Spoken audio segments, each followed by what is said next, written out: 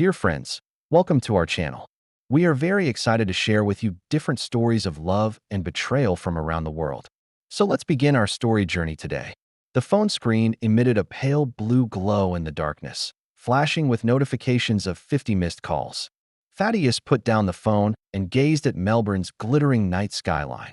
His office was located on the top floor of a soaring glass building in the city center, overlooking the business empire he now commanded. 3 years ago, he had been an ordinary hospital orderly, and now Financial Magazine called him Australia's most mysterious billionaire. That number, he knew it too well. Eliza, his former wife, the woman for whom he had once given everything. 50 missed calls. What did she want from him? An explanation? A chance? Or simply the wealth he now possessed? Whatever it was, he no longer cared. He put the phone on silent and placed it in the drawer. There were more important matters to attend to. Next week's expansion project for the Sydney headquarters and the donation ceremony at Melbourne Children's Hospital. His thoughts, however, involuntarily returned to that afternoon 3 years ago that changed everything. Melbourne's winter sunlight filtered through the apartment window, illuminating the divorce agreement on the dining table. Thaddeus stood there, his pen hovering above the paper. He turned to look at Eliza, dressed in her newly purchased high-end suit, hair carefully styled, with coldness and determination in her eyes. "Are you sure this is what you want?" Thaddeus calmly asked. Eliza adjusted her collar, unconsciously touching the new watch on her wrist, a gift from Dominic. "We've already discussed this, Thaddeus. This is the best decision for both of us," she answered, with a barely perceptible tremor in her voice. Thaddeus nodded and signed his name on the divorce agreement. 6 years of marriage ended just like that. They had met when Eliza had just entered Melbourne University Medical School. At the time, Thaddeus was working as an orderly at Royal Melbourne Hospital, and Eliza was an idealistic new medical student. They met in the hospital cafeteria and connected instantly. After marriage, Thaddeus continued working at the hospital, striving to support Eliza through her studies. Their apartment, though small, was cozy, and Thaddeus always tried to create a comfortable home environment. Whenever Eliza was stressed about exams, Thaddeus would prepare dinner waiting for her return, listen to her worries, and encourage her to persevere. He wasn't a grand dreamer, but he was a practical and caring partner. Eliza once appreciated these qualities in Thaddeus. However, as her position in medical school rose, she began to feel that Thaddeus's job and social status were at odds with hers. When her classmates talked about their partners' professions, lawyers, engineers, doctors, Eliza began to feel uncomfortable that her husband was just an orderly.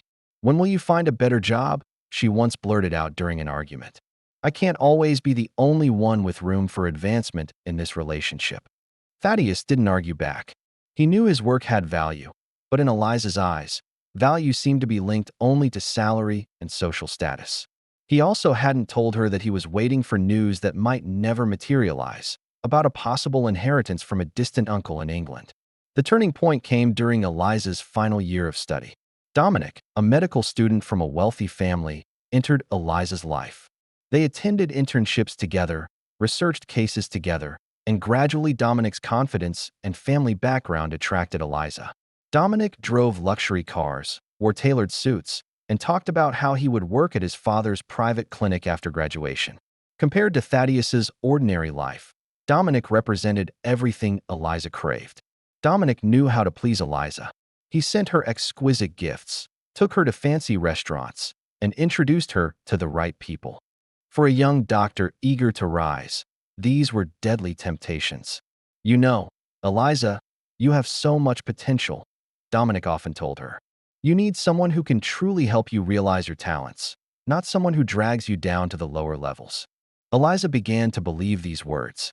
She started fantasizing about a future with Dominic: high-end residences, private clinics, social elites. In comparison, life with Thaddeus seemed mundane and ordinary. Thaddeus noticed the changes in Eliza. She began coming home late, making excuses about internships and study groups. She bought new clothes and began using expensive perfumes. When Thaddeus inquired, Eliza always said it was to fit the image of a doctor. However, the truth gradually revealed itself in Eliza's phone. That phone she began to lock, those messages she secretly replied to in the bathroom. One evening, Thaddeus accidentally saw a message on Eliza's unlocked phone. Missing you tonight. Can't wait to see you tomorrow. The sender was Dominic Work. Thaddeus didn't confront her, but began noticing more clues. Study locations Eliza mentioned that didn't match reality, unfamiliar cologne scent on her new clothes, and the light in her eyes when she mentioned Dominic. How's work lately? Thaddeus asked one evening, watching Eliza hastily put down her phone. Busy, but fulfilling, she answered, avoiding his gaze. Dominic says I have talent for neurosurgery. You mentioned Dominic quite often lately, Thaddeus said calmly. Eliza's face reddened slightly. He's one of my mentors. Of course I mention him frequently. All this happened while Thaddeus was dealing with an almost impossible piece of news. His distant uncle in England, a relative he had never met, apparently had listed him as an inheritance beneficiary. Thaddeus had received preliminary contact from a London law firm, but the process was complicated and full of uncertainties. This uncle was an early investor in the tech industry and reportedly possessed enormous wealth. Thaddeus didn't want to save his marriage with fantasies that might never materialize, so he chose silence. Laurel, a hospital colleague, noticed Thaddeus's troubles. You don't seem quite right, she said during a break. Is there anything I can help with? Thaddeus shook his head. Some things must be faced alone. It's about Eliza, isn't it? Laurel hesitated, then continued. I shouldn't tell you this, but the day before yesterday, I saw her and Dominic at the cafe outside the hospital. They looked very intimate. Thaddeus's heart sank, but he wasn't surprised. In a way, he already knew the answer, just didn't want to face it. On the day of Eliza's medical school graduation ceremony, Thaddeus took time off to attend. He had prepared a beautiful bouquet of flowers and a greeting card for her. However, when he arrived at the venue, he saw Eliza standing with Dominic, smiling radiantly, alongside Dominic's parents, Dr. Garrett in an expensive suit and Mrs. Vivian gleaming with jewelry. Eliza seemed to fit perfectly into that family, as if she had always belonged there. Thaddeus stood in the crowd, holding the bouquet, feeling lonelier than ever before. When Eliza finally noticed him, her smile froze for a moment. Then she hurriedly came over, took the bouquet, and gave him a perfunctory hug. Thanks for coming, she said, her eyes occasionally glancing toward Dominic's direction. See you later? I might have dinner with classmates to celebrate. Thaddeus knew she wouldn't come home for dinner. He smiled and nodded. Congratulations, Dr. Thompson. I'm proud of you. That was the last time he sincerely said those words to her. A week after graduation, Eliza asked for a divorce. She claimed they had grown apart, and she needed to pursue her career development. Thaddeus didn't argue, nor did he mention the betrayal he knew about. He only asked that one question, Are you sure this is what you want? After signing the divorce agreement, Thaddeus went directly to his bedroom. They had been sleeping in separate beds for months. He packed his belongings, not many, some clothes, a few books, and photos of his parents. As he pulled his suitcase toward the door, Eliza stood in the center of the living room, phone in hand, seemingly texting someone. I'll come for the rest of my things next week, Thaddeus said. Good luck, Eliza. Eliza looked up, a slight victorious smile at the corner of her mouth. Same to you, Thaddeus. Hope you find a life that suits you. Thaddeus didn't respond, just gently closed the door. What he didn't tell Eliza was that just that morning, he had received confirmation from the London lawyers. He indeed was one of the main heirs. The process might take several months to complete, but the outcome was certain. However, telling Eliza this news now seemed pointless. To Eliza, he was already a thing of the past. After leaving the apartment, Thaddeus checked into a cheap hotel. He contacted the London lawyers and began preparing to travel to England to handle the inheritance matters. In the following days, he resigned from his hospital job and canceled all connections to his previous life. He didn't update any information on social media, nor did he tell any mutual friends where he was going. He simply disappeared, as if he had never existed. At the same time, Eliza and Dominic made their relationship public. In less than a month, Eliza moved into Dominic's luxurious apartment in Melbourne's wealthy district. She began working at Dominic's father's private clinic, enjoying a life of luxury. However, beneath the joy, an indefinable sense of emptiness occasionally came over her. Whenever she recalled Thaddeus's calmness when he left, she would feel a wave of unease. But she quickly suppressed this feeling, focusing on her new life with Dominic. This is what I deserve, Eliza told herself. This is the life that matches me. She had no idea that fate was weaving a massive web, and she was falling into it. The London law firm was even more luxurious than Thaddeus had imagined. Through the floor-to-ceiling windows was a magnificent view of the Thames, and before him, the elderly lawyer Harrington was explaining the details of his inheritance. Your uncle, Mr. Winston Hunt, was a very private person, Harrington said. He invested in several tech startups in the early 1980s, including some that later became giants. He had no children, and you are his sister's grandson, his only direct relative. Thaddeus looked in shock at the list of assets. Properties in the UK, US, and Australia, large shares in multiple companies, art collections, and cash assets of astonishing amounts.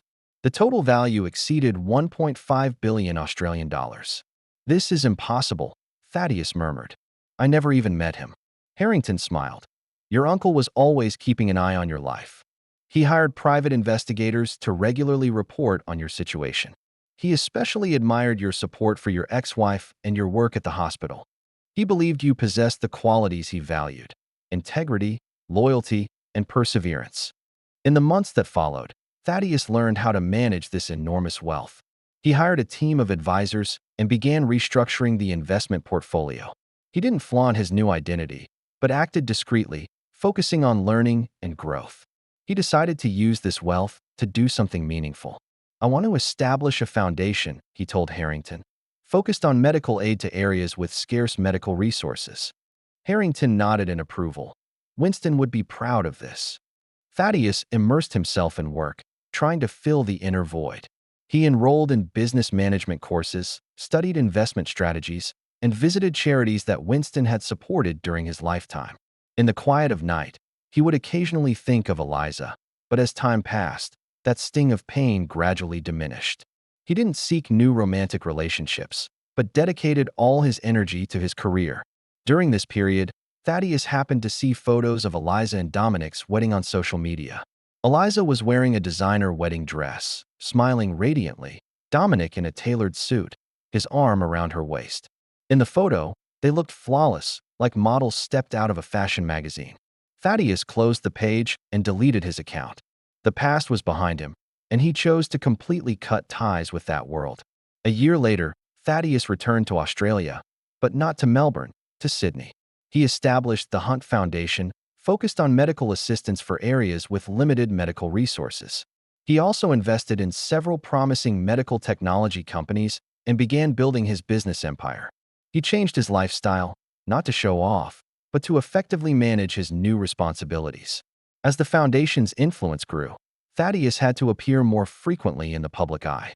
Business magazines began to pay attention to this mysterious billionaire, but Thaddeus maintained strict control over his privacy. In his rare interviews, he never talked about his personal life, only about his charitable work and business concepts. Mr. Hunt refuses to discuss his past, wrote an article in a business weekly. His employees describe him as focused, fair but extremely private.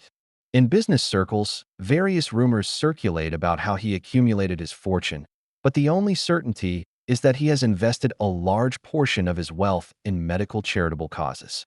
Meanwhile, he had completely cut ties with his past. He didn't follow Eliza's life or contact any mutual friends. For him, that marriage had become a closed chapter, a wound he didn't wish to reopen. However, fate sometimes brings the past back in the most unexpected ways. In the corridors of Royal Melbourne Hospital, Eliza tiredly pushed open the door to the doctor's lounge. Since moving from Dominic's father's private clinic to the public hospital, her life had become exceptionally busy. This wasn't the life she had planned, but everything that had happened over the past 2 years left her no choice. Dr. Thompson, your next patient is ready, the nurse informed her. Eliza nodded and finished the last sip of coffee that had already gone cold. On her way to the consultation room, her phone began to vibrate. It was Dominic. She sighed and silenced the phone. Since discovering Dominic's affair with a hospital intern 6 months ago, their marriage existed in name only. Ironically, the way Dominic cheated was identical to how she had betrayed Thaddeus. The same excuses, the same lies, even the same betrayal location. After the initial anger and questioning, Eliza found herself feeling a twisted understanding of Dominic's infidelity. She couldn't really blame him, because she herself had committed the same mistake. This recognition made her feel even more painful. She had lost the right to moral condemnation. Why? She had asked Dominic during an argument.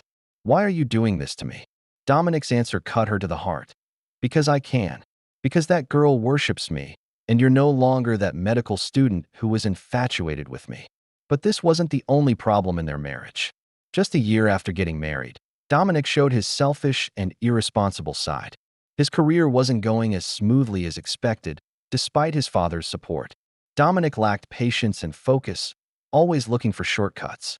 He treated patients perfunctorily, more concerned with expanding his social circle and finding investment opportunities. You need to take work more seriously, Dominic, his father often scolded him. The clinic is not your socializing venue. But Dominic ignored these criticisms and continued his lifestyle. He began frequenting high-end nightclubs, squandering money, with no concern for Eliza's work pressure. When Eliza became pregnant, Dominic showed clear displeasure, hinting it would affect her figure and their lifestyle. A child? Now, his reaction at that time shocked Eliza. We're just starting to enjoy life, Eliza. Do you really want to be trapped by diapers and crying? Eliza eventually miscarried. The doctor said it was due to excessive stress. During that time, Dominic didn't even accompany her to the hospital, claiming he had important meetings that couldn't be postponed. Later, Eliza discovered that Dominic had actually gone to the golf club with friends that day. He posted a selfie on the course. Eliza's friend Lillian reluctantly told her, "I'm really sorry, Eliza." With the decline of Dominic's father's business, partly due to economic conditions, partly due to his own health issues, their financial situation deteriorated as well. The clinic's patients decreased, but expenses didn't. Dominic never restricted his spending, and Eliza found herself becoming the family's main breadwinner. She had to leave the comfortable private clinic for a higher-paying but longer hours position at a public hospital. Sometimes, in the intervals of work, Eliza would think of Thaddeus. She wondered where he was now, what kind of life he was leading. She had tried to find traces of him through social media, but to no avail. Thaddeus seemed to have vanished from the world without a trace. "Are you all right?" her colleague Naomi asked one day, noticing Eliza staring out the window distractedly for a long time. "Just tired," Eliza responded, unwilling to admit she was reflecting on her life choices. Opening the consultation room door, Eliza saw a young girl with her mother. The girl, about 12 years old, was pale, clearly malnourished. Eliza carefully examined the girl and arranged a series of tests. The diagnosis was concerning. The girl had a serious heart condition requiring expensive surgery. "There's one piece of good news," Eliza told the anxious mother. "Recently, a charitable foundation has been funding our hospital's pediatric heart surgery program. Your daughter is likely to qualify for assistance." The mother gratefully grasped Eliza's hand. "What's the name of that foundation? Perhaps I could write a personal thank you letter." "The Hunt Foundation," Eliza answered. It was founded by a businessman focused on medical assistance. Later that day, out of curiosity, Eliza searched for the Hunt Foundation on her computer. The first photo that appeared made her world seem to stand still. Standing among a group of medical staff was Thaddeus, her ex-husband. The photo was taken during a recent donation ceremony of the foundation at the Melbourne Hospital. Thaddeus looked completely different. He wore a tailored suit, his posture upright, with confidence and serenity in his gaze. The article described him as a mysterious billionaire philanthropist, mentioning that his foundation had donated over 200 million Australian dollars to medical institutions worldwide in the past 2 years. With trembling fingers, Eliza clicked on more related news. Each one described Thaddeus's success and generosity. An in-depth report from a business magazine revealed that Thaddeus had inherited a huge estate and, through wise investments, had multiplied its value several times. He was now a major shareholder in several biotechnology companies and owned properties around the globe. Most shocking to Eliza was the timeline. Thaddeus seemed to have inherited this fortune shortly after their divorce. This meant that when he quietly signed the divorce agreement, he likely already knew he was about to become a billionaire. Eliza closed the computer, feeling dizzy. She recalled Thaddeus's calm expression at their last meeting, how he didn't argue, didn't plead, just accepted her decision. Now she understood that it wasn't weakness, but a strength she had never comprehended. That evening, Eliza returned to the house she shared with Dominic, though emotionally they were estranged. Dominic wasn't home. His message said he had engagements with colleagues. Eliza knew it was another lie. She sat in the darkness, thoughts drifting to the past. She remembered the breakfasts Thaddeus always prepared for her, how he cared about her studies no matter how tired he was from work, and the undisguised love in his eyes. In contrast, Dominic had never truly supported her career. He only cared about what she could bring to his social circle. Thaddeus cherished her dreams, while Dominic only saw the value she could provide him. Eliza poured herself a glass of wine and sat under the dim light. She looked at her wedding ring. That diamond Dominic claimed was a family heirloom, but was actually just an expensive imitation. How ironic. She had betrayed someone who truly loved her for a man who wouldn't even give her a genuine diamond ring. She took out her phone and searched for more information about Thaddeus. A video of a recent television interview caught her attention. In the video, Thaddeus was being interviewed by a business channel, discussing his foundation's latest project. "Mr. Hunt, what drives you to be so dedicated to medical charity?" the host asked. Thaddeus pondered a moment and replied, "I believe everyone should have access to basic medical services, regardless of their social status or economic conditions. In my early life, I worked at a hospital and witnessed firsthand the inequality in medical resources. I hope to make my own contribution to changing this situation." His voice was firmer and more mature than Eliza remembered. He spoke fluently, with elegant gestures, displaying a confidence and authority she had never seen in him before. This was a completely different Thaddeus, a Thaddeus she had never truly known. Eliza turned off the video, feeling an indescribable loss. She had married the man she thought would bring her happiness and status, only to discover she had missed the one truly worth cherishing. And now, that person had become someone she could never reach. The next day, Eliza gathered courage and contacted a doctor who worked with Thaddeus. After several runarounds, she obtained Thaddeus's contact information. She hesitated for an entire week before dialing that number, but the phone went straight to voicemail. She didn't leave a message. In the following days, Eliza repeatedly attempted to contact Thaddeus. Sometimes she'd leave brief messages. "It's me, Eliza. Please call back." Sometimes she'd just hang up after a few seconds of silence. Each time, she hoped to hear Thaddeus's voice, to tell him how sorry she was, how much she wanted to start over. Meanwhile, her marriage completely collapsed. Dominic's overnight absences became more frequent, and their arguments escalated into a cold war. When Eliza finally proposed divorce, Dominic seemed relieved. "Honestly, we both knew this wouldn't last," he said, with a tone of relief in his voice. "We were together because it looked right, not because it felt right." These words hurt Eliza because they expressed a truth she didn't want to admit. She had chosen Dominic not out of love, but out of desire for social status and material life. And that choice had ultimately cost her dearly. The divorce process was surprisingly smooth. Dominic's father, to avoid scandal, agreed to most of the conditions Eliza proposed. In exchange, she signed a confidentiality agreement, promising not to publicly discuss the details of their marriage, especially Dominic's infidelity. After the divorce, Eliza moved into a small apartment close to the hospital. She immersed herself in work, trying to fill the inner emptiness. However, she couldn't stop thinking about Thaddeus and everything she had lost. Not just material comfort, but a partner who truly cared for and supported her. "You haven't been looking well lately," Lillian, Eliza's friend, said with concern during a lunch. "Is it because of the divorce?" Eliza shook her head. "Not just that. I'm thinking about the mistakes I've made." "We all make mistakes, Eliza. The important thing is to look forward." But Eliza couldn't look forward. Her gaze was trapped in the past, in the days she shared with Thaddeus. She began dreaming of him, dreaming of the life they could have had. One day, Eliza met Olivia, a director of the Hunt Foundation, at a hospital charity dinner. She gathered courage to ask about Thaddeus. "Mr. Hunt has been very busy in Sydney recently," Olivia replied, with respect in her voice. "But he'll be coming to Melbourne next week for the Foundation's annual meeting." Eliza's heart raced. This was her opportunity, perhaps the only opportunity. She decided to call Thaddeus, hoping to arrange a meeting before he arrived in Melbourne. First call, no answer. Second call, no answer. third, fourth, fifth. Eliza became increasingly desperate. She kept dialing that number, trying to break through the barrier Thaddeus had established through sheer persistence. By the 50th call, she was in tears. She knew Thaddeus was deliberately ignoring her calls.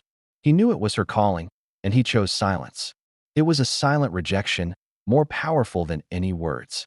Thaddeus gazed at Melbourne's night skyline, contemplating Eliza's 50 missed calls. His assistant Rachel had informed him that Eliza had been trying to contact him for 3 consecutive days, almost frantically on the last day, calling nonstop. "How do you want me to handle these calls?" Rachel asked, with concern in her voice. "I can tell her you don't wish to be disturbed." Thaddeus shook his head. "No need. I'll handle it." He knew Eliza was divorced, knew every major change in her life.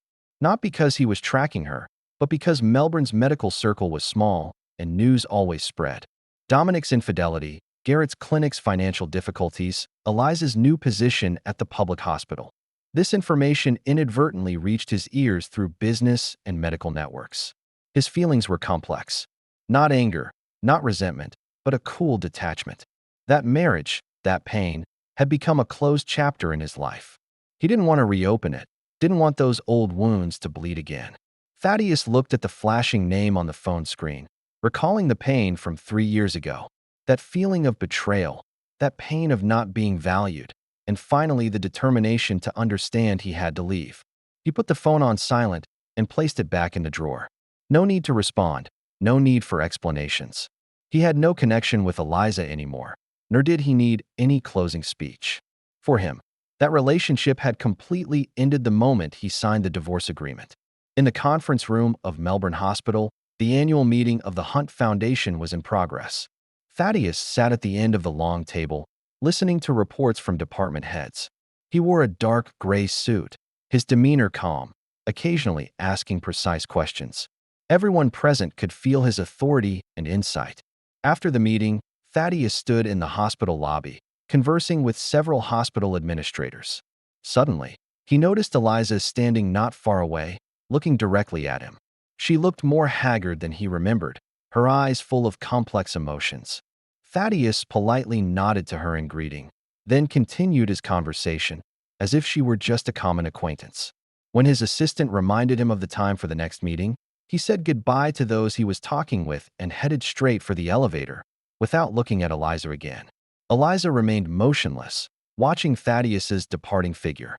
Her hand clutched her phone, hesitating whether to dial that number again. But she knew, no matter how many times she called, the result would be the same. That Thaddeus who once loved her had completely erased her from his life. That night, Eliza returned to her empty apartment, truly facing her choices for the first time. She once had a husband who loved her, but she chose betrayal. She once had a genuine feeling, but she sacrificed it for illusory status and wealth. Now, she had lost everything, including self-respect and inner peace. In the weeks that followed, Eliza tried to contact Thaddeus through various channels. She wrote to the foundation, but the letters received no response. She tried to send messages through mutual friends, but Thaddeus always maintained his distance. She even tried to approach him at a medical conference, but Thaddeus was always surrounded by assistants and colleagues, inaccessible. Finally, on a rainy Friday afternoon, Eliza's phone rang, showing an unknown number. "Hello, Dr. Thompson," a female voice said. "I'm Rachel Miller, Mr. Hunt's assistant. Mr. Hunt has asked me to convey a message. He wishes you to cease all attempts to contact him. He has clearly expressed that he does not wish to have any contact with you. If this situation continues, he will be forced to take legal measures." Eliza's voice broke. "Please tell him I just want to apologize, to explain. I will convey your words." Rachel's voice maintained professional calmness. "But Mr. Hunt's decision is final. Thank you for your understanding." After hanging up, Eliza sat in her office, feeling unprecedented despair.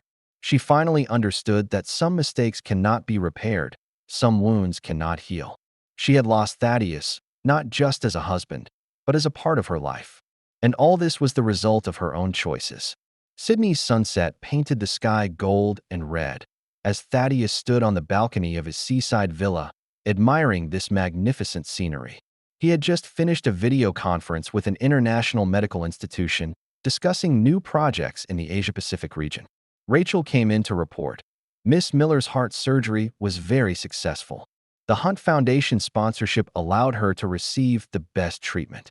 The hospital has sent a thank you letter and her latest photos. Thaddeus smiled and took the tablet, seeing the now rosy cheeks and radiant smile of the once pale little girl. This was the meaning of his work, changing lives, offering hope. Oh, and one more thing. Rachel hesitated a moment. Dr. Thompson has stopped trying to contact you after receiving our call. She only asked me to convey her apologies. Thaddeus nodded, his expression serene. Thank you for handling this, Rachel. How are the preparations for Monday's Sydney Children's Hospital project coming along? Rachel understood the change of topic and began reporting on the project details. She had worked with Thaddeus for 3 years and knew there were topics that shouldn't be delved into, especially those related to that woman named Eliza. Thaddeus listened to Rachel's report, but his thoughts briefly drifted to the past. He didn't hate Eliza, nor did he regret having loved her.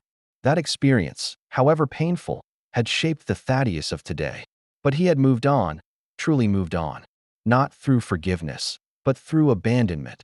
Abandoning those memories, those emotions, any connection to the past. His life had moved forward. Eliza belonged to the past, and he belonged to the future. This wasn't about revenge or punishment, but about choice. Just as Eliza had chosen to leave, he now chose not to look back. After the meeting, Thaddeus returned to the balcony, watching the sun sink below the horizon. He remembered Eliza looking at him at the hospital door, her eyes full of longing and regret. In that moment, he felt not the satisfaction of revenge, but complete detachment. The Thaddeus who loved her no longer existed, replaced by a new Thaddeus, one no longer bound by the past. Night fell, and Thaddeus's phone lit up, showing a message from Olivia reminding him of tomorrow's foundation board meeting. He replied to the message and then closed the balcony door, returning to the warm interior. Tomorrow was a new day, with new challenges awaiting him. And yesterday's pain and betrayal had become distant memories, no longer able to affect his life and decisions. In the corridors of Melbourne Hospital, Eliza completed her workday, exhausted. Her life had entered a mechanical routine: work, home, sleep, then repeat. Since receiving Rachel's call, she knew any attempt to re-establish contact with Thaddeus would be in vain. Drink after work? Her colleague Naomi asked. Eliza smiled and shook her head. No, thanks. I prefer to go home early to rest. In reality, Eliza simply didn't want to face the empty conversations of social settings.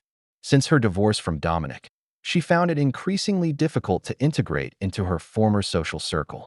Those friends who once thought she had married well now looked at her with pity. Those who were Dominic's friends completely excluded her. Everything she once pursued, status, recognition, wealth, now seemed so hollow. She had chosen the wrong person, the wrong values, the wrong life, and the price was losing someone who truly loved her. Eliza left the hospital and was met with a blast of cold wind. Melbourne's winters were always so merciless. She tightened her scarf and walked toward the bus stop. At the stop, she saw a newspaper with a photo of Thaddeus and an international film star on the front page.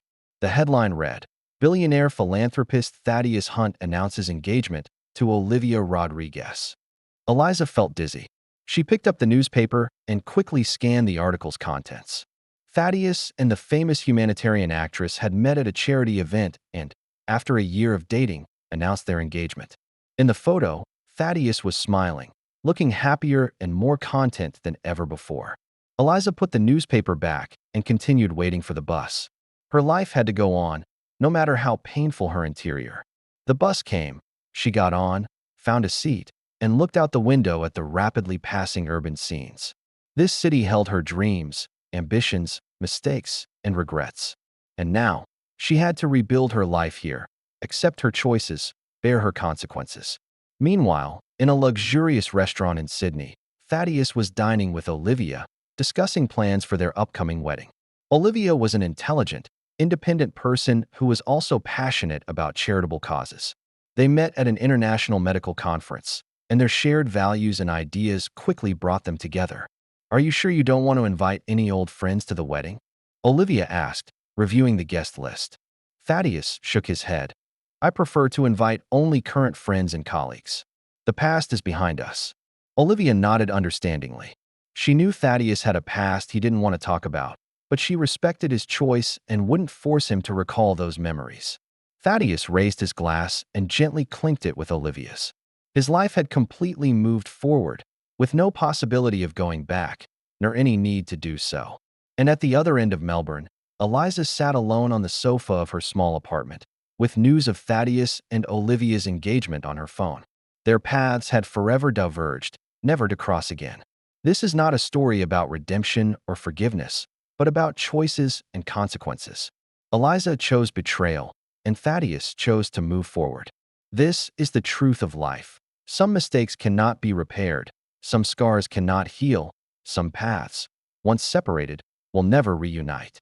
If this story has resonated with you, don't forget to like, share, and subscribe to our channel for more fascinating content. We look forward to seeing you in our next story.